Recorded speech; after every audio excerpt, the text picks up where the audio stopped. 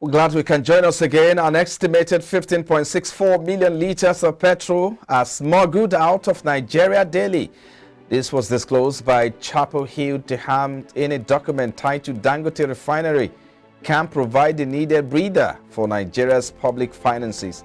According to a report, Nigerian petroleum products retail on average 3.7 times cheaper than those of its neighbors, giving smugglers unfair possibilities for to sell arbitrarily. Well, Minister of Finance, Budget and National Planning, Zainab Ahmed, has said the huge amount being spent on payment of fuel subsidy is limiting the ability of the federal government to service its over 40 trillion naira debt burden. Some analysts insist that removing subsidy without local refining of petroleum products is a recipe for disaster. So according to them, the withdrawal of subsidies could accelerate an already pressured inflationary trend, while a stronger fiscal position's positive spillover could lessen the impact on disadvantaged Nigerians. So, all right, let's get talking right now. To further analyze this, I have Iniobong Hussein, Artin Head Research and Policy Advisory at Budget Foundation. Thank you for joining us. We appreciate your time. Yeah, thank you for having me, and good morning. Yeah. Now, I'm sure you've seen the report, that 15.64 million liters of petrol are being smuggled out on a daily basis. So, how do you respond to this report? Because one will wonder, where is the market? Who are behind this? I mean, how do they patronize these people without being discovered? Okay, yeah, thanks for that question. Now, this problem is not peculiar to Nigeria. There are a couple of resource-rich countries who have not been able to sort of utilize the crude oil domestically, that's by refining, that have a similar issue.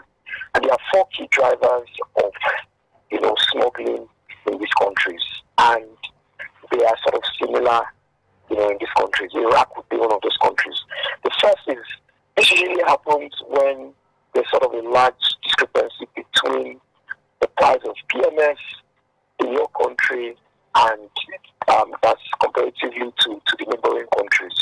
So in a situation where you have the price of crude in your country significantly lower than the price of crude in the neighboring countries around you, it would often lead to smuggling because people would want to, take these products across the borders to sort of make more margin in terms of profits. Another driver of smuggling is usually when there's inadequate control and supervision in the movement of product in country. So as you know, in the case of Nigeria, where virtually everything we consume in terms of PMS is imported. So that means that as the products come in, these products would have to be distributed to depots, and from those depots to fuel stations. And now, if things are supposed to work to be sort of a very robust tracking mechanism to sort of ensure that as the products are leaving where they are being distributed from, they are able to track those products to the end point, and for sure that the products that left your loading stations have arrived, at where the desired destination within a particular stipulated time frame. But in the absence of that, what happens is you find products being diverted from areas where they were intended for, across the border where people could make sort of significant profit. The third is the lax legal and judicial measures against offenders or people that have, engaged sharp practices in the time past. As I know you are familiar with the subsidy regime when major oil marketers used to be the major importers of fuel, where there were documented cases of persons laying claim to subsidy reimbursement, where the ships carrying these products never bettered, in the shores of Nigeria. Until date, to the best of my knowledge, and I stand to be corrected, I don't know any prominent person that has been, brought to book or is in jail for all the billions lost to the subsidy scam, when this was unearthed. And the fourth would be, when, countries rely significantly or solely on imported products. And as you know, with Nigeria, as it is, Nigeria imports 100% of the PMS it produces. And that's because we have no refinery sort of working at the moment. Let me jump in at this point. You talk about tracking. I mean, what was expected of these people in charge to create a tracking system or mechanism to be able to track these. But does it mean that this perhaps is a well-crafted organization or cartel or sort of, let me put it that way. Otherwise, I don't think, or one wonder that why should we have such a huge or large number of, smuggled commodities out of the country without being noticed? Could it be that what you are saying is that is it a sort of cartel or organized society? I mean, for the want of a better word, I would say it's organized crime, and this is not just evident in the downstream sector, like we're discussing now. In the upstream, it's the same thing. Over time, Nigeria has not been able to properly meter the fields to know exactly what we are producing as a country in each of the oil fields, that are currently producing. Where you have the meters are the export terminals. So what happens between the oil wellhead, the oil field, and the terminal? Nobody knows. So the data is only collected at the export terminal. And I mean, it's common sense to know that if you want to know exactly where this theft occurs, that you sort of place the meter at strategic points within that supply value chain. But over the years, we have reluctantly, or we have refused to meter this, this flow to know exactly what it is we produce and where exactly, this theft is ongoing. Same thing happens, with the downstream as we are discussing at the moment. As it is at the moment, if you look at the numbers, we say we, tentatively, we are going to spend 4 trillion naira on subsidy for this year. If you divide that by the number of days, 365 days in a year, you would see that we are going to be spending, roughly about 11 billion naira on subsidy daily for the whole of 2022. Now, if it's going to cost you that much to subsidize a particular product, 11 billion naira daily for the entire year, what stops you from putting an intelligent, intelligence-driven accountability framework in place to monitor exactly how, these products are transported across different value chains to the final destination point, seeing that it's costing you about 11 billion naira daily, and this is money that you do not have. As it is, in the meeting I attended last week, the minister alluded, to the fact that we are currently borrowing to actually pay for subsidy because we are not generating enough revenue to take care of subsidy. Now, what happens to your debt service obligations? What happens to your recurrent obligations? And what happens to your capex? So, as it is, we're virtually, spending money that we do not have and that we cannot afford to pay for subsidy, and we have not been able to muster enough political will to monitor the process to ensure that we are getting value from money. I mean, the Minister of, I will come back a bit to this particular point you just made about, the smuggling and, of course, and see how that impacts on the revenue generation of the federal government. But now that you talk about subsidy, the Minister of Finance, Mrs. Zainab Ahmed, was talking about the fact that the government couldn't service over 40 trillion naira that it owed due to the fact that it's paying for subsidy as well. What's your position on that statement?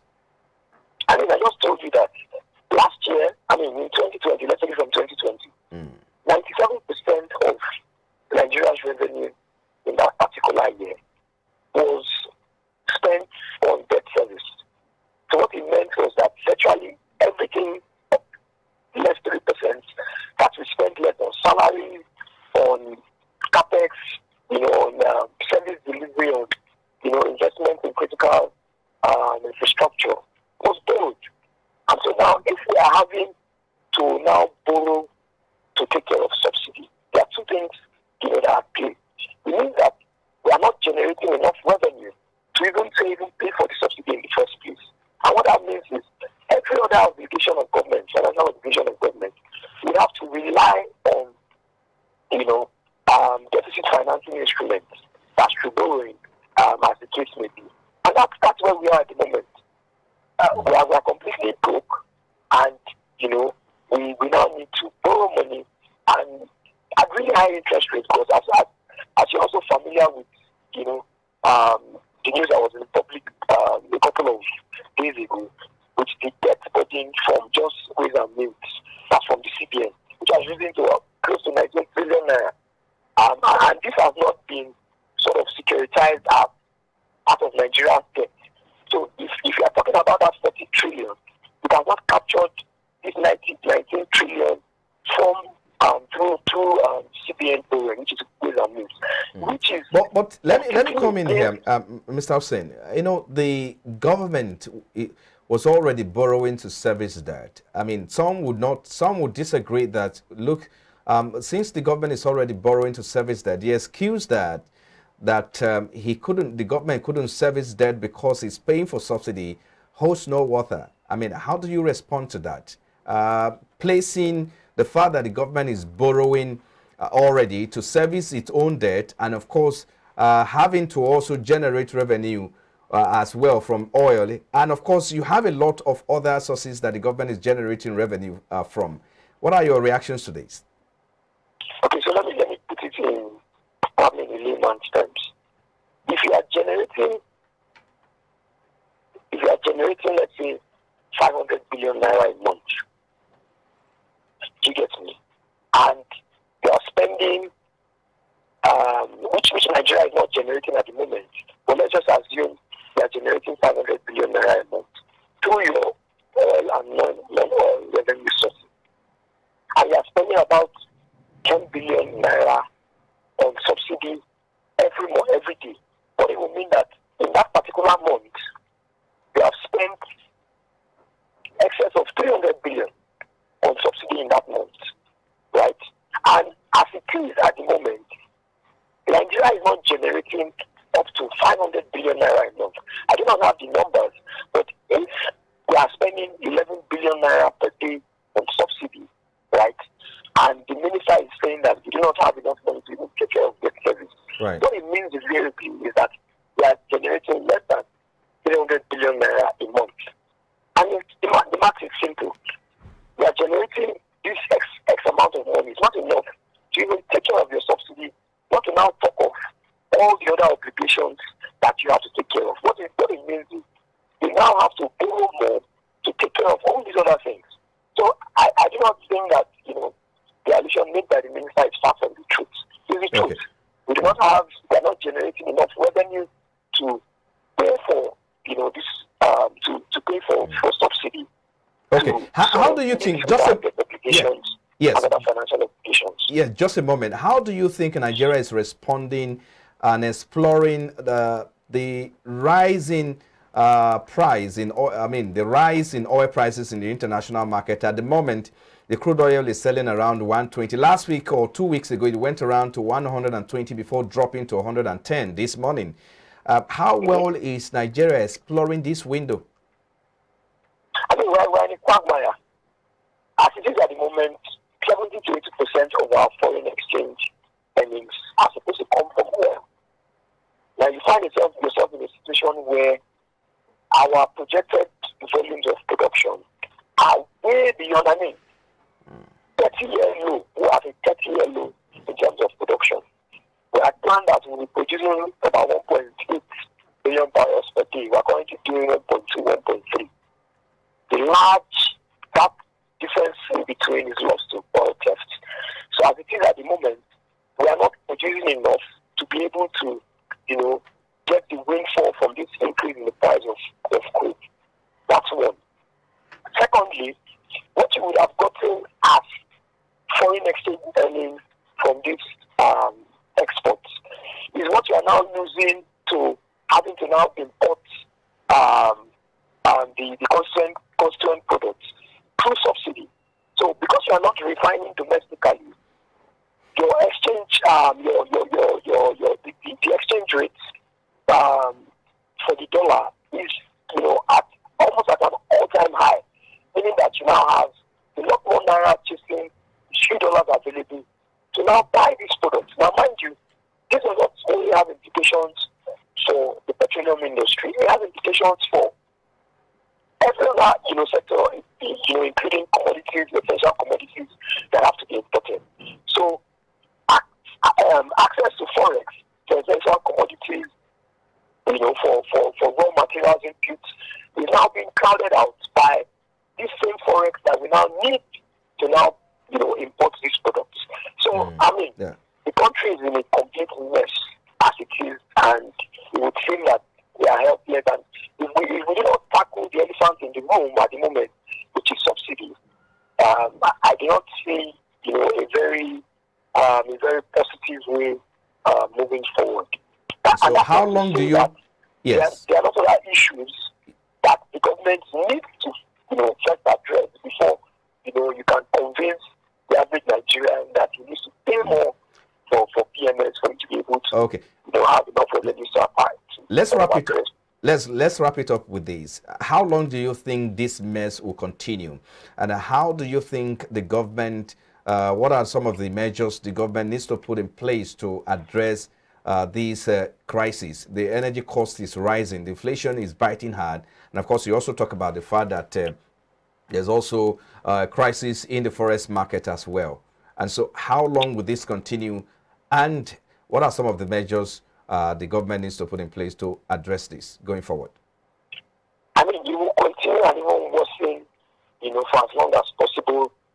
And so far as we do not have strong accountability mechanisms, we still first, we will vet the number of, the volume of products we consume and PMS we consume as a country. Between October last year and December, the volume that was reported as consumed daily increased by about 20 million liters per day. In October last year, it was reported that we consumed 52.4 million liters per day. And in December, it rose to 72.6 million liters per day. And so what happened between October and December that our volume of consumption increased by over 20 million liters per day? That tells you that a lot of people are trying to make gains. I mean, if the subsidy payment per liter, if it was at 150 naira, you multiply that by 20 million liters per day. That tells you what the person is benefiting from the system, would have made within that short time frame. And so once there's still that incentive for people, to be corrupt and engage in sharp practices without any punishment or any deterrent for those sharp practices, it would mean that, these persons will continue in that regard. Secondly, we need to begin to refine domestically. It doesn't make any sense that we produce this product in its good form and we have to ship it abroad and import constituents. We have 4 refineries that continue to incur operational costs every year without refining a single barrel of crude a day. Well, I think we're pressed for time. I mean, I was going to ask you whether the subsidy should go or should remain, but we don't have much time to take that question. But I want to thank you so much, Mr. Iniobong Usen, who is also the Acting Head Research and Policy Advisory for Budget. Thank you for your time on Business Breakfast. Yeah, thanks for having me. And have a lovely day. Yes, sir. You're still watching Business Breakfast, coming to you live from our studio. Still to come after the break. Brent crude futures were trading down 5 cents at $110 a barrel in early trade, while US West Texas Intermediate crude futures were up 19 cents. in early trade as well. Bring you details in a moment. Please stay with us.